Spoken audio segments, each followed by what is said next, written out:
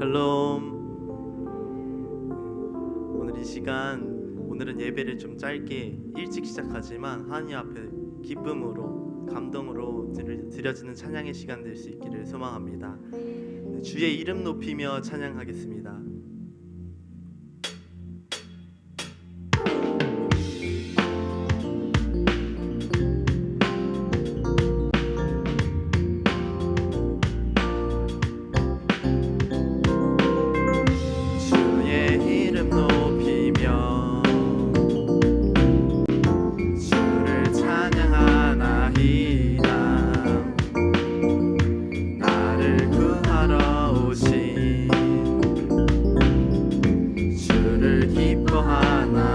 주의 이름 높이며 주의 이름 높이며 주를 찬양하나이다. 나를 구하러 오신 주를 기뻐하나이다. 하늘 영광 버리고 하늘 영광 버리고 이 땅 위에 십자가를 지시고 제사했네. 무덤에서 일어나 하늘로 올리셨네. 주의 이름 높이리. 처음부터 찬양하겠습니다.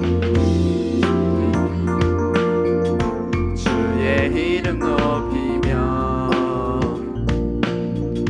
주를 찬양하나이다.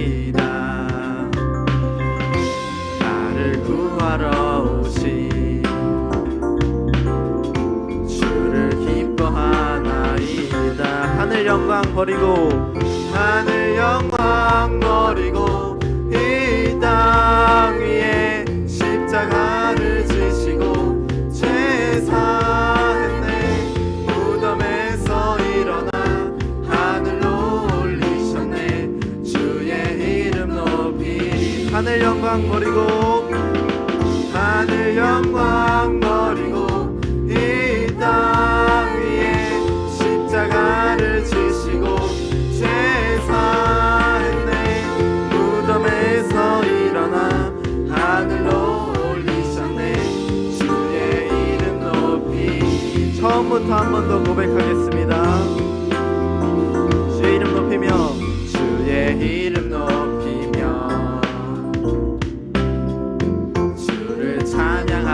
찬양하나이다. 나를 구하러 오신 주를 기뻐하나이다. 하늘 영광 버리고 이 땅 위에 십자가를 지시고 제사했네. 무덤에서 일어나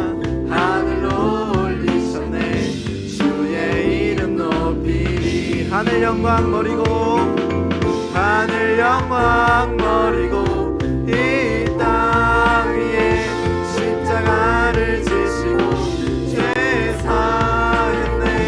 무덤에서 일어나 하늘로 올리셨네. 주의 이름 높이. 하늘 영광 버리고 하늘 영광 버리고 이 땅 위에 십자가를 지시고 제사했네. 무덤에서 일어나 하늘로 올리셨네. 주의 이름 높이. 아멘. 송축해 내 영혼 찬양하겠습니다.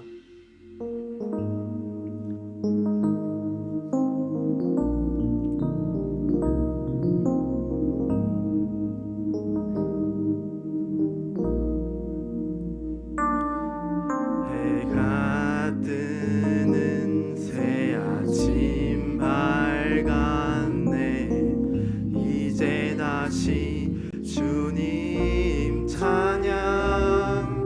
무슨 일이나 어떤 일이 내게 놓여도 저녁이 올 때 나는 노래해. 송축해 내 영혼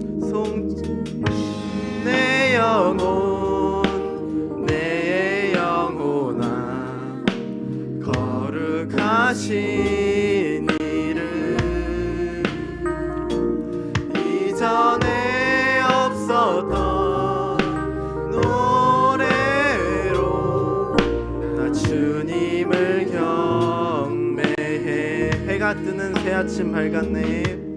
해가 뜨는 새아침 밝았네. 이제 다시 주님 찬양. 무슨 일이나 어떤 일이 내게 놓여도 저녁이 올 땐 나는 노래해.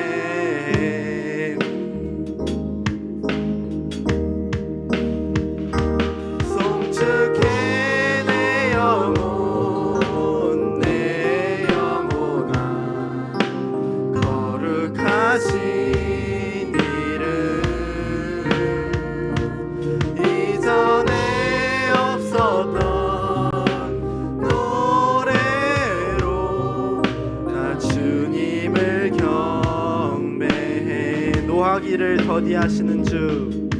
노하기를 더디하시는 주. 그의 크신 사랑 넘치네. 성령의 선하심 내가 노래하리. 수많은 이유로 나 노래해.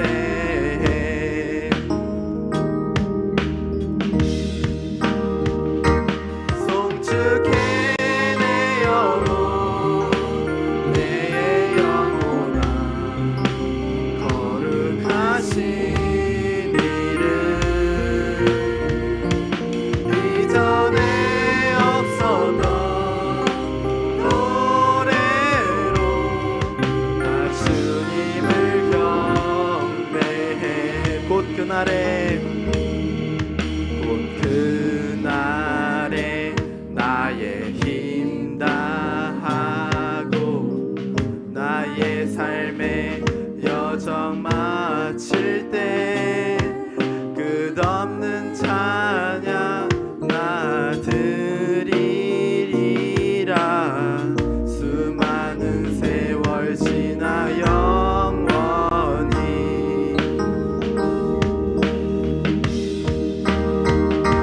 송축해 내 영혼 내 영혼아. 거룩하신 이름. 이전에 없었던 노래로 나 주님을 경배해.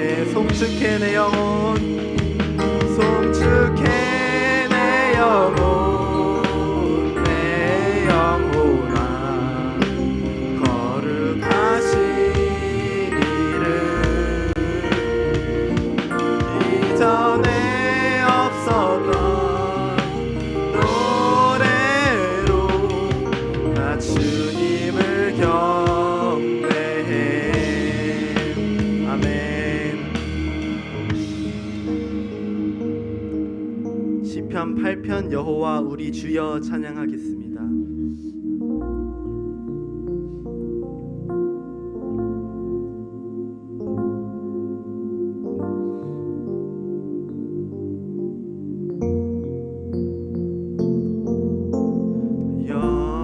여호와 우리 주여. 주의 이름이 온 땅에 어찌 그리 아름다운지요. 어찌 그리 아름다운지요. 여호와 우리 주여. 주의 이름이 온 땅에 어찌 그리 아름다운지요.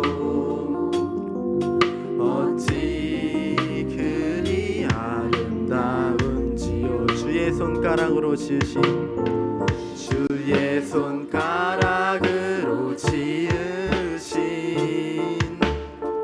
주의 하늘과 주가 베푼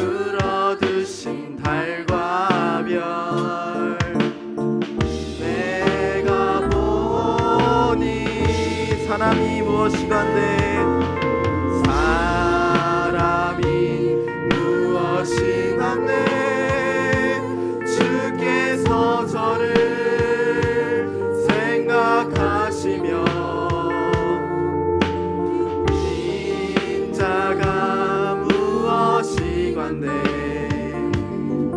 저를 권고하시나이까 사람이 무엇이건대 사람이 무엇이건대 주께서 저를 생각하시며 인자가 무엇이건대 저를 권고하시나이까 여호와 우리 주여 여호와 우리 주여 주의 이름이 온 땅에 어찌 그리 아름다운지요 어찌 그리 처음부터 찬양하겠습니다. 여호와 우리 주여 여호와 우리 주여 주의 이름이 온 땅에 어찌 그리 아름다운지요 어찌 그리 아름다운지요 여호와 우리 주여 여호와 우리 주여 주의 이름이 온 땅에 어찌 그리 아름다운지요 어찌 그리 아름다운지요 주의 손가락으로 지으신 주의 손가락으로 지으신 주의 하늘과 주가 베풀어 주신 달과 별 내가 보니 사람이 무엇이건대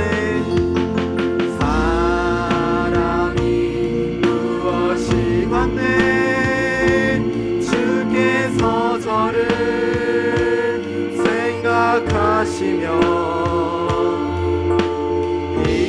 인자가 무엇이건대 저를 권고하시나이까 사람이 무엇이건대 사람이 무엇이건대 주께서 저를 생각하시며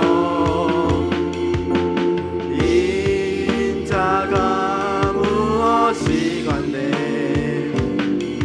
저를 권고하시나이까 여호와 우리 주여 여호와 우리 주여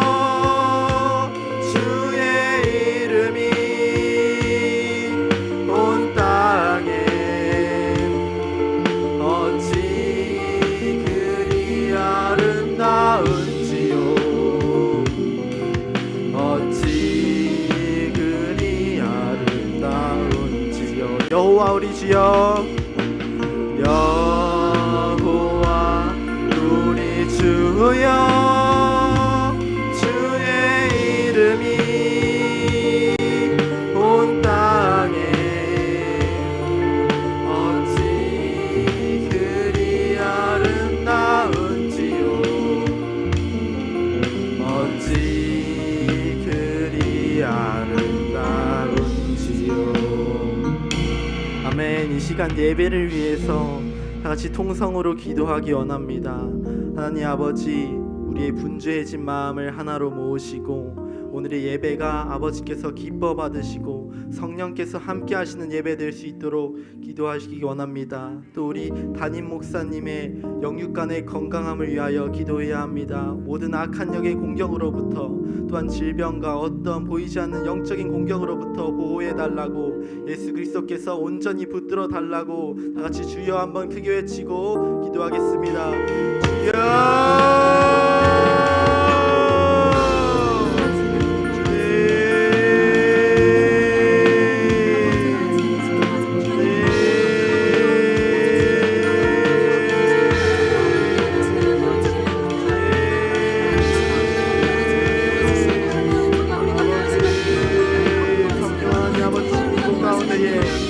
우리의 마음 가운데에 온전히 강건적으로 임재하여 주시옵소서.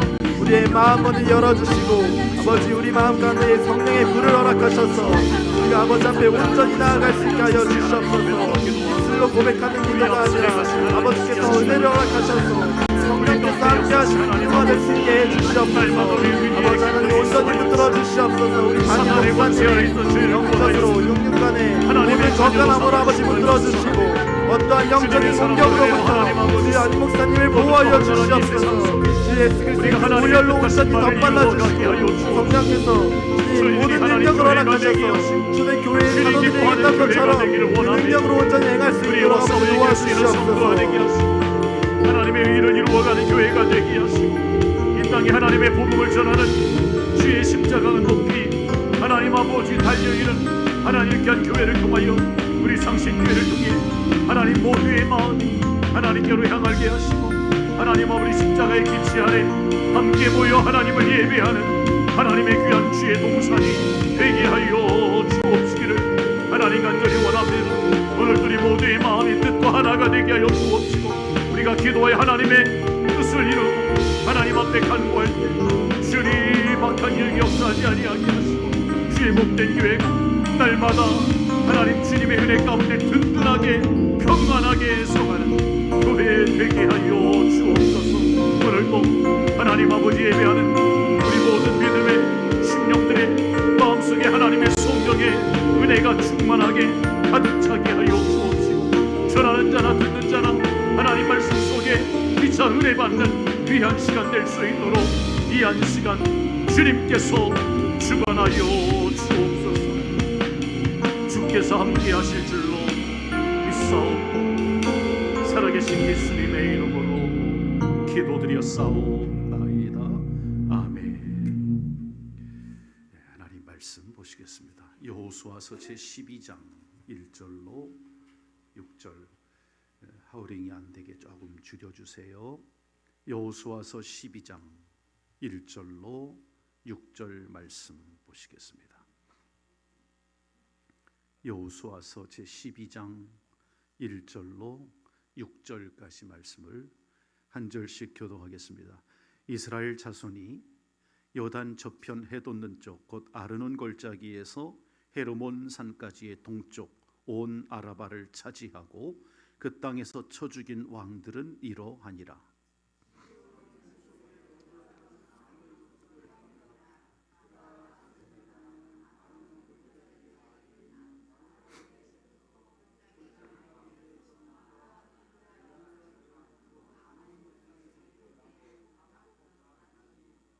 또 동방 아라바 긴네롯 바다까지이며 또 동방 아라바의 바다 곧 염해의 벳 여시못으로 통한 길까지와 남쪽으로 비스가 산 기슭까지이며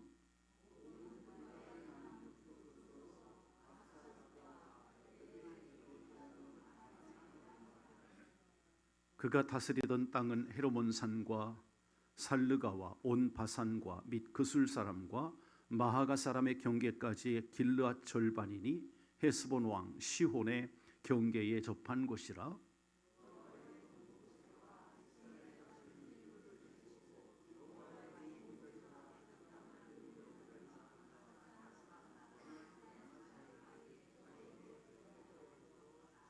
아멘. 6절까지 말씀을 보았습니다. 오늘 저녁에 이 말씀을 통해 약속보다 더 큰 축복, 그런 말씀으로 이 본문을 함께 나누려고 합니다. 이 12장 여호수아 12장은 그동안 우리가 여호수아를 통해서 이 가나안 땅을 정복해가는 그런 역사를 함께 말씀을 배웠는데, 이 12장에 와서는 여러 왕들의 이름이 기록되어 있습니다. 무려 33명의 왕들이 이 12장에 가나안 땅에 분포되었던 동쪽 요단강 동쪽 서쪽으로 포함된 가나안 땅에 분포되었던 여러 왕들의 이름이 기록되어 있어요. 오늘은 6절까지 말씀만 보았는데, 그 왕들을 어떻게 정복해 갔는가, 가나안 땅을 정복한 그 정복에 대한 요약, 하나의 가나안 정복 약사다, 이렇게 보시면 될 것 같습니다. 그래서 이 말씀을 통해서 하나님은 하나님이 약속하신 것보다 이스라엘 백성들에게 더 많은 큰 축복을 허락하셨다 하는데 말씀에 초점을 두려고 해요. 지난 20세기에 오스트리아 출신의 유대계 그러한 심리학자, 우리가 잘 아는 그 프로이드의 정신 분석학을 그대로 이어받은 그러한 심리학자가 있었어요. 그 사람이 누구냐면 빅터 프랭클이라고 하는 그런 정신의학자입니다. 그분이 삶의 의미를 찾아서 그가 유대계 포로 수용소에서, 그 나치의 수용소죠, 거기에서 갇혀서 생활할 때 그때의 삶을 이렇게 해고하면서 의미를 찾는 인간에 대한 탐색을 해나갑니다. 그래서 책을 썼는데 그 책이 삶의 의미를 찾아서라는 책이에요.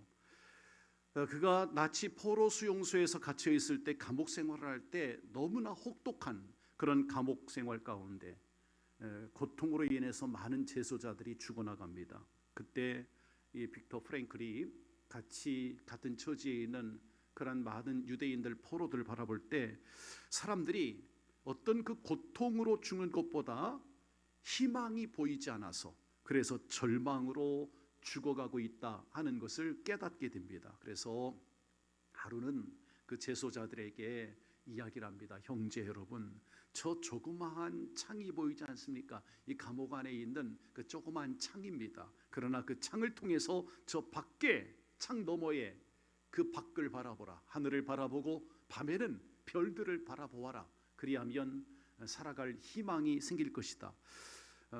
그 얘기를 합니다. 그랬더니 한 재소자 중에 신경질적으로 이 빅터 프랭클에게 화를 내면서 대답을 합니다. 야, 창 너머 바라봤자 회색 장벽밖에 더 보이냐? 아무것도 없지 않느냐? 하면서 화를 냅니다. 아니, 그 회색 담벼락 그 너머에 푸른 하늘을 보시오. 그리고 밤하늘의 수많은 별들을 바라보시오. 물론 조그만 감옥의 그 창가입니다. 그 창가를 통해서 먼 희망을 바라보라고 하는 그런 이야기를, 메시지를 남겼습니다. 나중에 프랭클이 그의 책에서 그런 얘기를 합니다. 마음으로 포기한 사람은 곧 쇠약해지고 말았다. 그러나 희망을 끝까지 가진 사람은 끝까지 살아남았다. 그렇게 얘기를 남겼어요. 그건 자기 혼자 갖고 있는 희망일 뿐만 아니라 절망 속에 있는 이웃들에게, 자기와 함께하는 재소자들에게, 그들에게 희망을 심어주고자 했던 그 빅터 프랭클의 그러한 희망사항이었죠. 정말 자기의 말을 듣고, 자기의 그 격려의 말을 듣고 함께 창 너머를 바라보고 별을 바라보고 푸른 하늘을 바라봤던 사람들은 몸과 마음도 건강한 상태로 나중에 해방이 됐다 하는 그런 얘기를 하고 있어요. 이건 마치 요단강을 건넜던 이스라엘 백성들이 사실은 요단강을 건넜을 때 요단강을 마주하고, 또는 홍해를 건널 때 홍해를 마주하고, 물론 하나님의 기적 가운데 홍해도 건넜고 요단강도 건넜습니다. 그런데 그 요단강을 건널 때 또다시 그에게 여러 가지 어려운 일들이 생겨났죠. 이스라엘 백성들에게 사방에 장벽이 진쳐 있는 것처럼 가나안 땅은 그들에게 그와 같이 어려운 장벽이었습니다. 여리고의 장벽. 하지만 여호수아는 모세를 통해 주어진 하나님의 약속을 믿었어요. 그 약속의 말씀을 붙들고 요단강도 건너왔고, 여리고성 너머에 축복의 땅이 있는데 그 가나안 땅을 바라봤던 겁니다. 결과는 이 이스라엘이 가나안 땅을 차지하게 된 거예요. 그래서 우리가 지난 시간 봤던 여호수아 11장까지 말씀을 보면 11장 23절 마지막 절에 보면 끝 구절에 그렇게 나옵니다. 그 땅에 전쟁이 그쳤더라. 같이 할까요? 그 땅에 전쟁이 그쳤더라. 예, 이건 완벽한 전쟁의 승리입니다. 그러니까 11장 23절이 말씀하고 있는 것은 사실상 가나안 정복 전쟁이 끝난 것 같은 그러한 의미를 던져주고 있어요. 전쟁이 이제 다 끝났구나, 이런 생각을 갖게 하지요. 그리고 나서 이제 오늘 이 본문 말씀 12장 이 말씀은 지금까지 가나안을 정복한 일들에 대한 그 정복사에 대한 요약해서 그 포인트를 요점 정리하듯이 그렇게 12장에서 다시 이 기록을 남긴 겁니다. 근데 여기에 굉장한 의미가 있어요. 일단 이 12장 1절부터 6절까지는 요단강을 건너기 전에 가나안 땅에 들어오기 전에 모세가 정복한 요단 동편의 한 지역, 그 범위, 그 왕들의 이름, 그게 이제 1절로 6절까지 서술되어 있는 것이고, 오늘 보진 않았지만 7절부터 이제 24절까지는 가나안 땅에 들어간 후에 여호수아가 정복한 요단 서편 지역에 거기에 수많은 범위와 왕들의 이름이 31명이 기록되어 있어요. 자, 하나님이 이스라엘의 모든 싸움에 개입하셔서 승리하도록 도와주신 줄로 믿습니다. 그래서 가나안 땅에 들어가서 이제 안식과 하나님이 약속하신 축복을 누리게 되는데, 하나님께서 이 12장에 와서 다시 이 가나안 땅 정복사를 왜 언급하고 이 기록을 요점 정리하듯이 이렇게 기록해 놨을까? 우리가 오늘 생각해 봐야 할 말씀의 한 주제입니다. 왜 이 가나안 정복사를 일목요연하게 여기에 기록했을까? 우선 여호수아 12장에는 이스라엘에 의해서 패망한 나라들, 다시 말하면 이스라엘이 정복한 그 나라들의 왕들의 이름이 자세히 기록되고 있는 거예요. 아까 얘기했지만 1절부터 6절까지는 요단강을 건너기 전에 요단 동편에 있던 아모리 왕 시혼과 바산 왕 옥이 이스라엘에게 어떻게 패배했는가, 즉 모세가 정복한 그 지역을 말씀을 하고 있어요. 이 두 땅을 아모리 왕 시혼과 바산 왕의 옥이 다스리는 이 땅을 모세가 정복하고 이스라엘의 루벤 지파, 갓 지파, 므낫세 반 지파가 차지하게 하게끔 그들에게 그 땅을 분배해서 줍니다. 그게 이제 6절까지 내용이고, 7절로 24절까지는 요단강을 건넜어요. 그래서 여호수아가 이스라엘 백성들이 정복한 가나안 땅의 남쪽 지역에 16명, 북부 지역에 15명, 도합 31명의 왕이 나오는데 그 왕들을 다 정복해가는 이 내용이 이제 7절로 24절까지 말씀이에요. 그 땅을 정복해서 이스라엘 12지파에게 전부 다 분배를 해줍니다. 자, 그렇다면 왜 지나간 일들에 대한 사건을 다시 기록했나? 그것이 이유가 있어요. 이스라엘이 가나안 땅을 정복할 당시에 가나안 지역, 하나님이 약속한 땅인데 이 가나안 지역의 문화는 상당히 훌륭했습니다.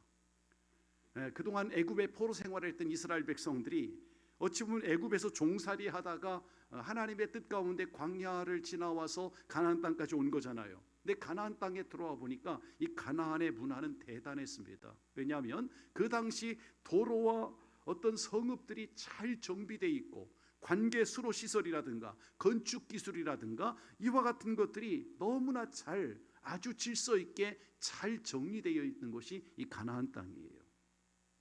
배수 시설도 훌륭하게 발달되어 있었고, 그러니까 성서 고고학자들의 그 연구에 의하면 이 당시 이미 이 가나안 땅은 화장실 문화가 완전히 수세식으로 다 설치되어 있는 그러한 곳이 가나안 땅이었다고 그렇게 평가합니다. 그건 대단한 거예요. 금, 은, 동 이런 세공업자들이 그들이 굉장히 발달되어 있어가지고 금은 동을 가지고 어떤 걸 주조하고 만들고 건축을 하고 하는 이런 일들이 기술이 상당히 발달되어 있어가지고 이 가나안 땅은 주변의 여러 국가들과도 무역 활동이 활발하게 이루어졌던 그런 지역이 가나안이었다.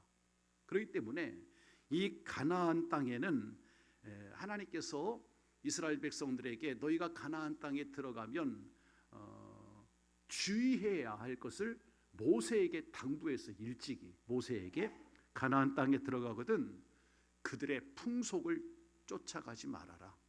이렇게 하나님께서 아주 신신당부를 했어요, 모세에게. 자, 그러나 이스라엘 백성들이 그들의 풍속을 따라가는 것은 사실 유혹이에요. 유혹. 왜냐하면 그들의 문화가 상당히 이스라엘보다 훨씬 앞섰고 발달되어 있으니까 얼마나 그 문화에 대한 유혹의 느낌이라고 할까요? 그런 것들을 많이 받았을까요? 더더군다나 가나안 지역의 이 군사력은, 이 가나안 땅의 군사력은 그 당시 최강이었습니다. 우리가 그동안 정복사를 함께 말씀을 배우면서 가나안 땅에 있었던 그러한 군사들, 그들이 갖고 있었던 어떤 그 전략 무기들, 이와 같은 것들을 생각해 보면 대단히 견고하고 대단히 강한 성읍들이 가나안 땅에 분포되었던 그런 부족들이었다 하는 걸 알 수가 있습니다. 그래서 그런 부족들이, 그런 강대국들이, 그런 여러 나라가 어떻게 이 훈련도 되어 있지 않은 이스라엘, 말하자면 오합지졸입니다. 이스라엘은 그들에 비하면 애굽에서 종살이하다 노예 생활을 하다가 나온 그런 백성들 아닙니까? 그런 오합지졸과 같은 이스라엘 백성들에 의해서 이 강하고 견고한 가나안 땅이 어떻게 패배할까? 아무리 생각해봐도 이거 상상이 되지 않는 얘기예요. 그들의 화려한 명성과 발전된 문화와 발달된 문명과 그들이 누리고 있던 축복과 이 모든 것이 이스라엘 백성들이 여호수아가 가는 족족히 무너지잖아요. 어찌 보면 애굽의 노예 생활하던 노예들에게 이 가나안의 그 화려한 문화가 다 빼앗기는 그런 어찌 말하면 비운에 걸려있는 그러한 가나안 땅처럼 보입니다. 이걸 누가 예상을 할 수 있었겠어요? 이게 게임이 되지 않는 그런 전쟁인데 어떻게 이스라엘이 이 전쟁을 승리를 예측할 수 있을까? 이게 이 가나안 정복에 대한 역사의 비밀입니다. 자, 성도 여러분, 이쯤에서 우리가 생각해야 될 게 있어요. 뭐냐면 이 세상은 우연히 저절로 자연적으로 되어지는 것이 하나도 없다. 우주와 자연과 인간의 역사를 진행하시는 분은 하나님이신 줄로 믿습니다. 바로 하나님이 진행하고 계세요.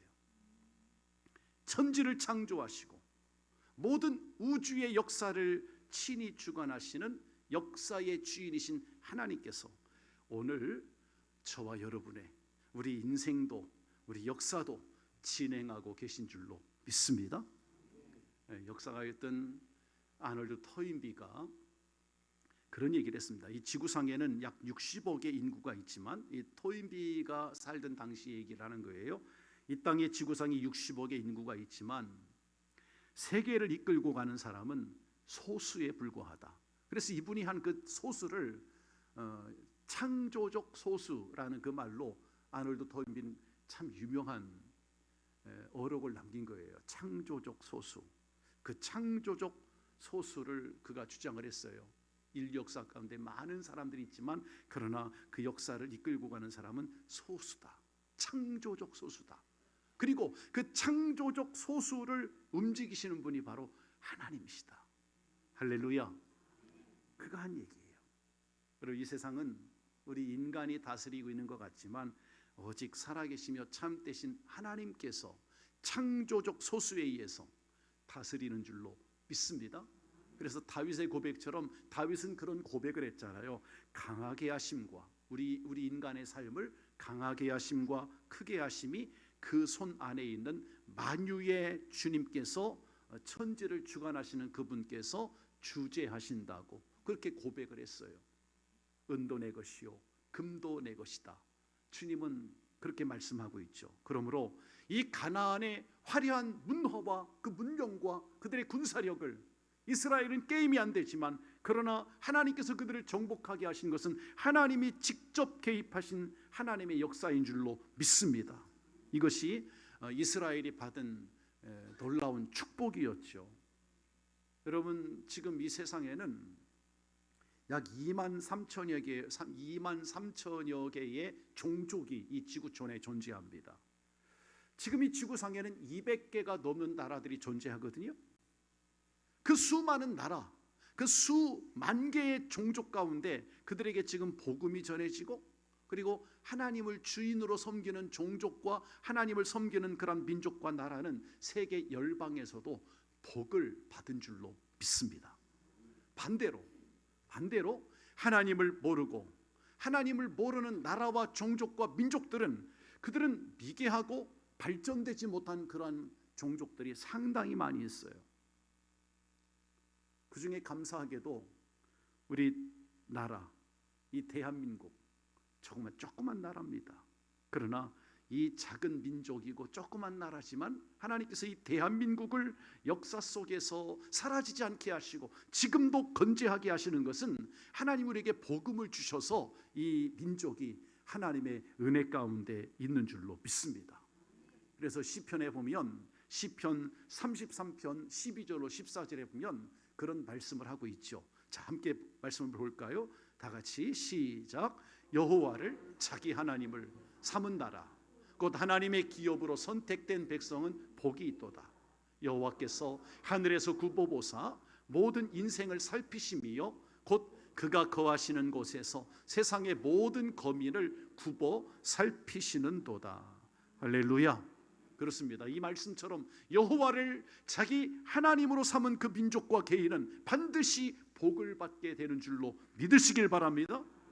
그러니 우리는 그 누구보다도 가장 열심히 기도하고 가장 열심히 예배를 드리고 가장 열심히 선교하는 이 대한민국, 이 나라를 하나님이 왜 사랑해 주시지 않겠습니까?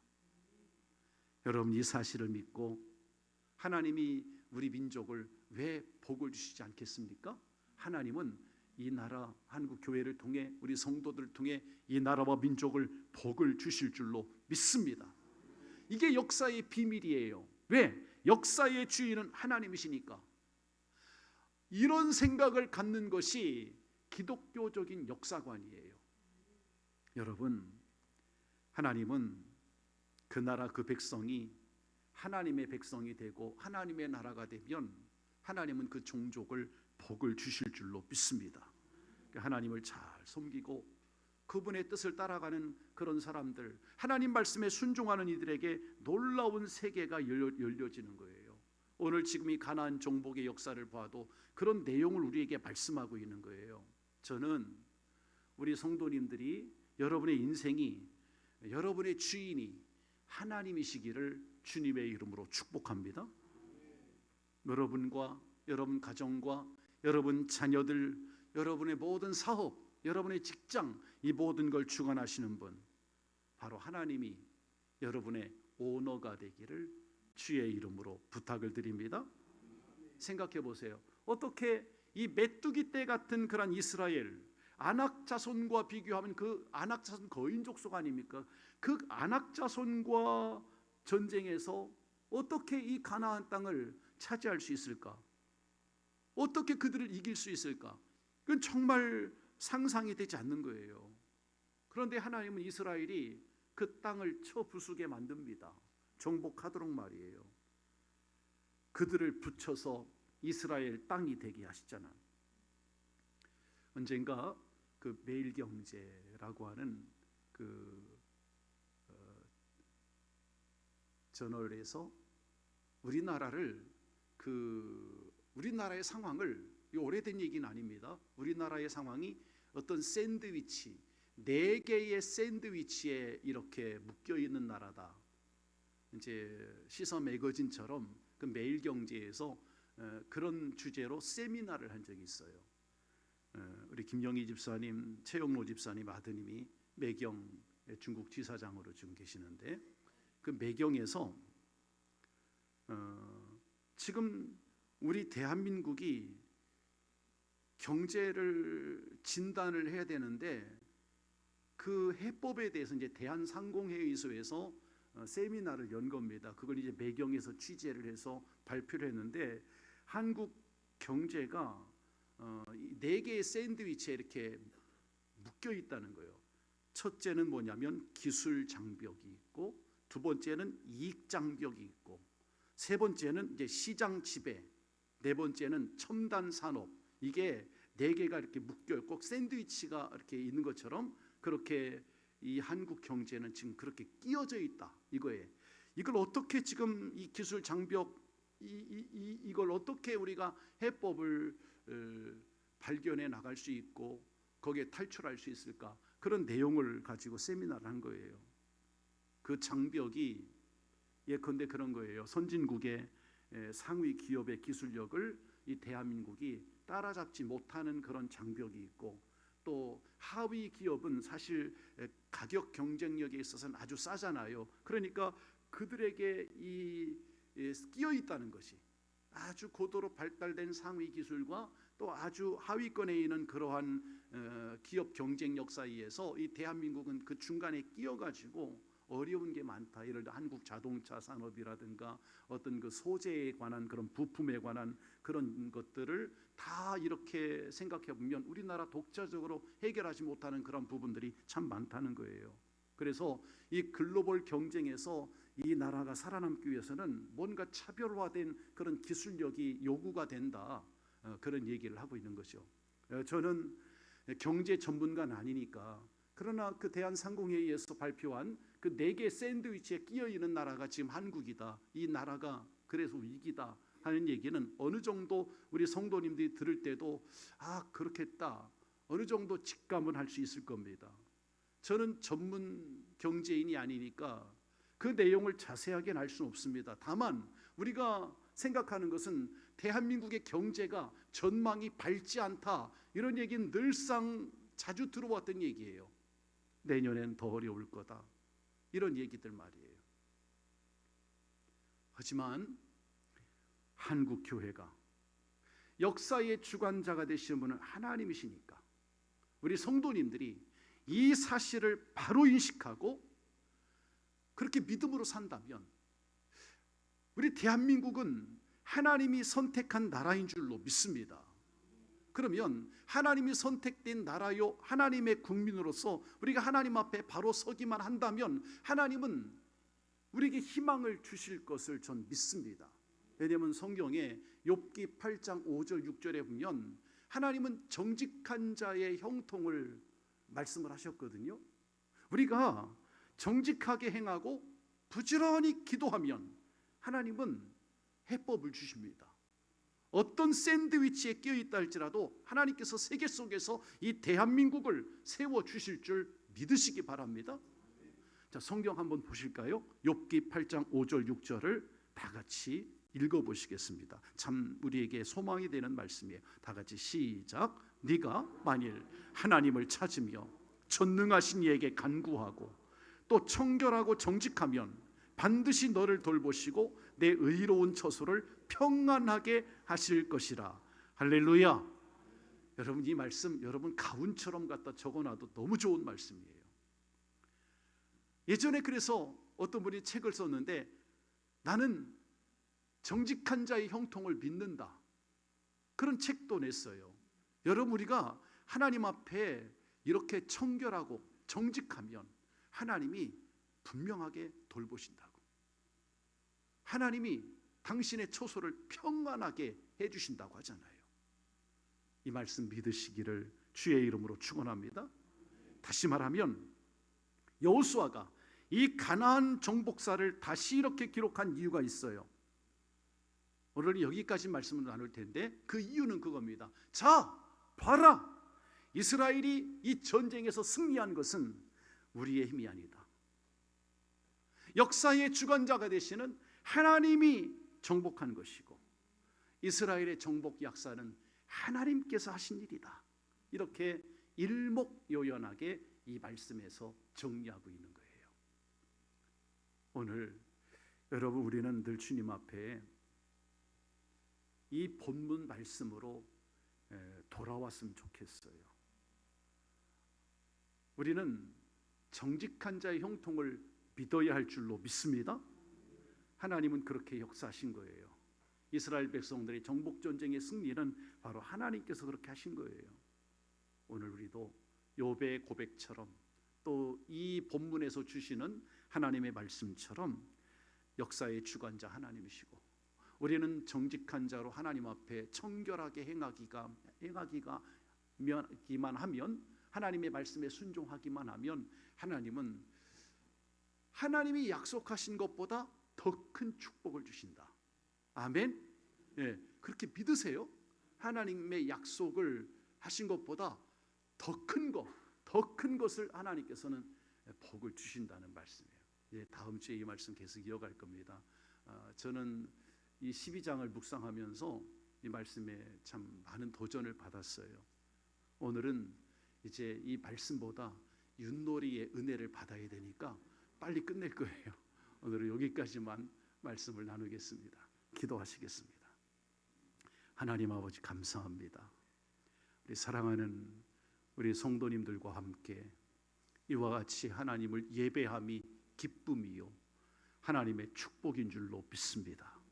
우리 성도들이 하나님을 찾고 전능하신 이에게 간구하고 청결하고 정직하고 하나님 말씀대로 준행하면 하나님은 이스라엘 백성들을 돌보시고 그들을 인도하시고 승리하게 하신 것처럼 우리 성도들의 처소를 평안하게 하시고 저들의 삶을 하나님이 복을 내리어 주시옵소서.